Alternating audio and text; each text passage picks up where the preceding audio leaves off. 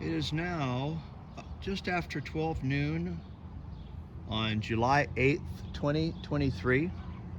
I'm getting ready to take off to spend the night somewhere in or around Copper Basin, Idaho.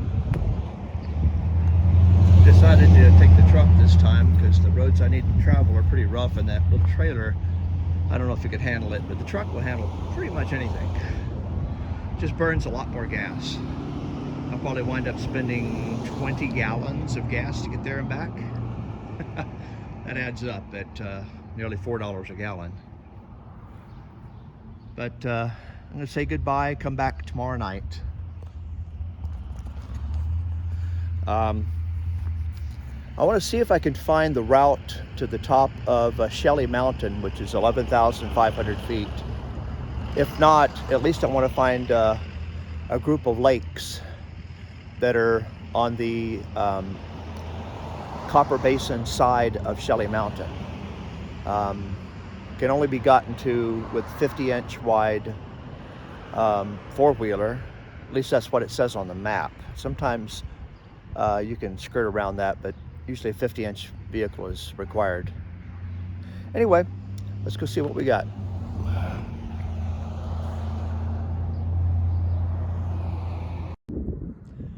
I'm now probably about 80 miles from home, and this is a rest area right close to where I work, just about a mile or so from the first breeder reactor in the world, which is actually right out there, EBR1. I'm heading up into those mountains right in the distance there. Thought I'd just capture this little rest area here. It's kind of a transition between the desert and the mountains, and it's remembering the history and impact of where I work. This shows that the area right around where I work was a proving ground for long-range projectiles for battleships during the World War II era. Then when they decided, after the atomic bomb was fired, they built this reactor, which is literally just a few hundred yards from where I have my desk. It's going to be torn down in the next year. And just off in the distance here is EBR1, which was actually the first practical electricity produced from nuclear power in the world, and it powered Arco, which is just a few miles up the road from here.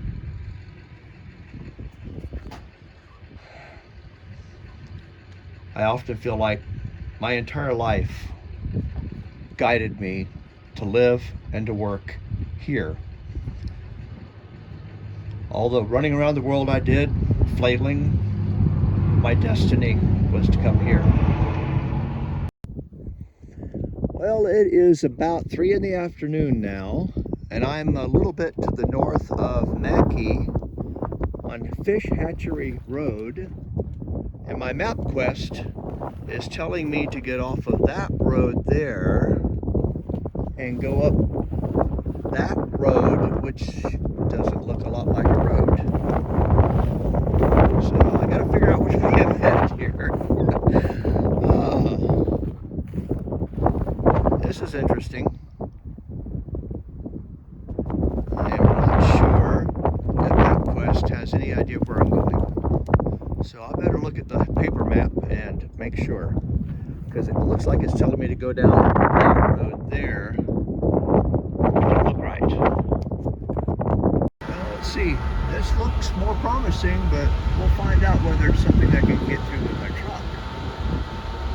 There's got to be an easier way to get into Copper Basin. But I'm going to try this one right now. Well, I think I'm on the right path. Decided I'd take a break here for a bit. Probably wouldn't be necessarily the best thing for backpacking. If it starts raining and lightning, I can always take cover in the truck. Oh yeah. Yeah, this is great. I'm glad I brought the truck. I wouldn't want to try to bring that minivan with that little trailer up here. It'd be a little too much for it. And there's Mackay Reservoir down there. There's the valley I was in just a few minutes ago. Still going up. Stormy weather moving in. Anyway, I'm continuing to go up until I hit about an 8,900 foot pass before it drops down into the basin. Hopefully this road will stay about like this. I can handle this. Whoa! And back over that road,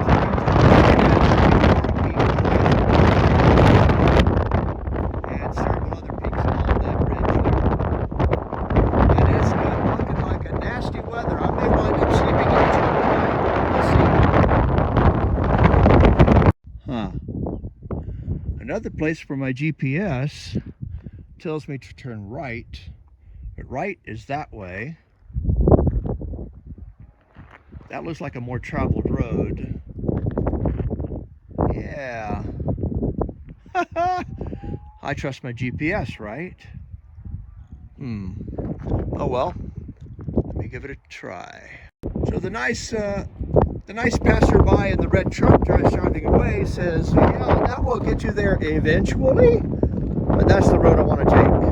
So I'm going to ignore the woman on the GPS and follow the man in the red truck's advice. And I may wind up sleeping in my truck tonight. It looks pretty bad up there. Well, it's about 4:45 now, and I am at the Lake Creek Campground, which is where the four-wheeler trail that goes up to the lakes is here. The people over here told me it's a pretty darn rough trail. I might just check it out and see, then come back. But I may spend the night here. We'll see. I think I might check out a little bit farther down the road here, see what's down that way. I'm told that the road is washed out, so you can't do the big loop, the circle. I might just see where that is. Here. We'll take it. I think we're going to spend the night here, and this has old school. Got all the water you need. Yep, I think we're going to have all the water we need. You just have to work for it. Yeah. All right. Well, I'm going to go ahead and just put over my thing. I'll probably set my tent up later after it's not hot. Yeah, good luck to you. Thank you. Yeah, I think I'll spend the night right here. $5. Not bad at all. And tomorrow morning I'll probably just head on back, see if I can get over that Antelope Pass.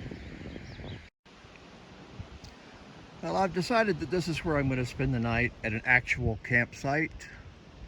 But first I'm going to unload and head up the trail, see if I can get up and check out some lakes and then get back here before dark, and I can set my tent up then.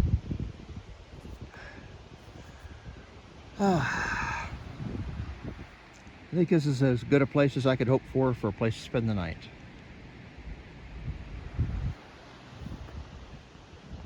Well, here I am at what's called Long Lake. It's one of several lakes up here. I decided to come this way instead of going to the big lake. I think it might be the only one I do. It was that last mile was pretty darn rough, dangerous. Wow. It was worth making the trip though. There's several other four-wheelers up here who brought all their camping gear up here, and they're very isolated up here. Nice place.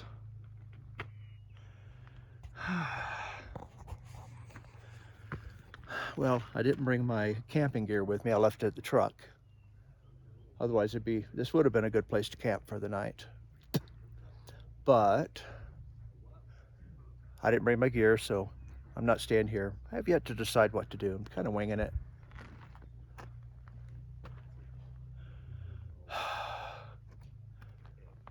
I'm kind of concerned that maybe I might get stuck up here and have to walk 6 miles out to my truck, but wouldn't be the end of the world if it did. I wouldn't want to do it after dark though. Oh well.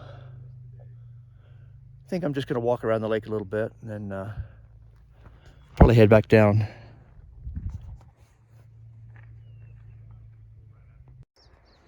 About 7 p.m. now, and I thought I'd stop. I'm about halfway back down to my truck now from the lake up there. A lot of mosquitoes out here, I guess because it's been such a wet spring. This looks like a very rich environment. I could imagine moose and elk grazing out here, and grizzlies and black bears and wolves hunting them. There's a lot of water, a lot of grazing. I would expect there's a lot more wildlife here than I'm seeing. Probably come out after dark. It's a beautiful area though. Wow. Ah, mosquitoes. State bird from Florida has moved to Idaho. Oh well. I'll head back to the truck. I might just move on. I don't know. I'm kind of don't like just laying in one place. I still have 3 hours of daylight left. Well, 2 hours. I want to see what's over the next hill. The rain gave me a break. Makes for an interesting sunset over there. Still have 2 hours till sunset though. Beautiful area. Ah, better keep moving. Got mosquitoes and I left my repellent at the truck. I'm pretty sure we have beavers here.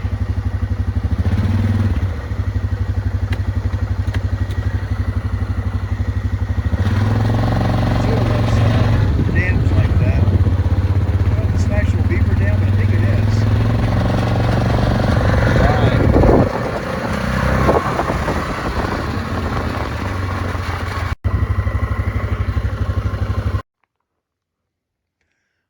Well, it's about 8:20 in the evening now. I decided I did not like the campground at Lake Creek. I just don't like being in a confined area, especially considering there were a lot of mosquitoes. I like being in places like this, high, where I can see far away. Growing up in Florida, you were lucky if you could see a couple hundred yards past the nearest pine tree because everything was flat.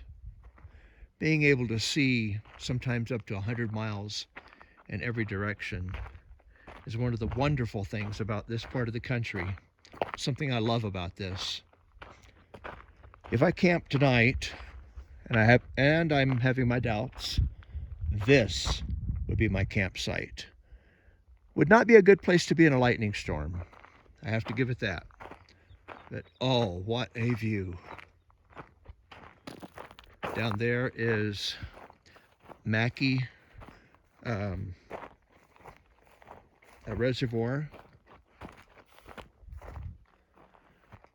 Over there, one of those peaks, there is Borah Peak. I'm not sure which one from this angle. I think it is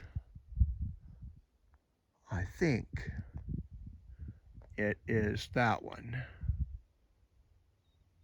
I think it's that one, but I'm not entirely sure. From this angle, it's hard to tell. It could be that one right there. I'm gonna have to look it up because I know the beginning of the trailhead to it is pretty close to there. Yes, this would be a great campsite here. I may come back to this spot right here just to hang out sometime. But tomorrow morning is Sunday morning.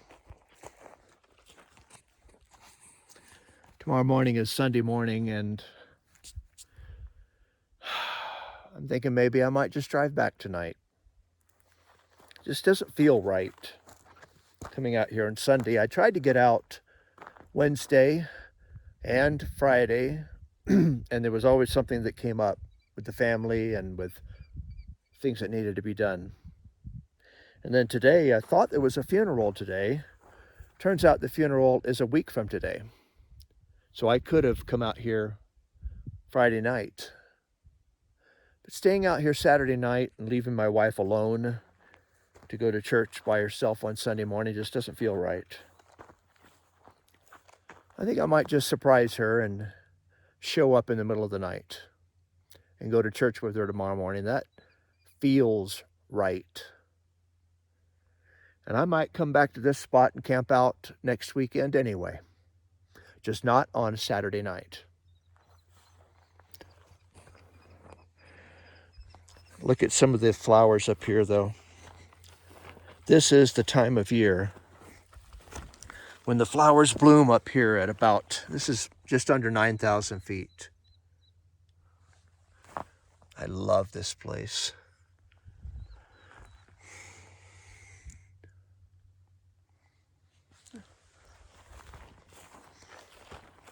Sun is getting ready to set here pretty soon.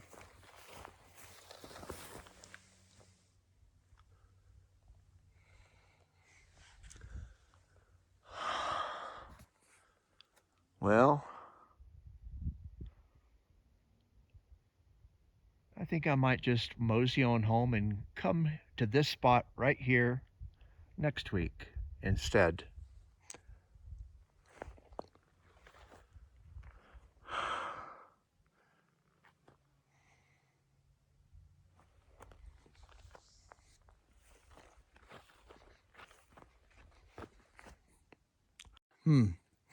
Oh yeah, you could camp out up here quite nicely. Plenty of firewood, build you a bonfire, watch the stars. Watch out for lightning storms though. This is really cool. I'm coming back to this spot.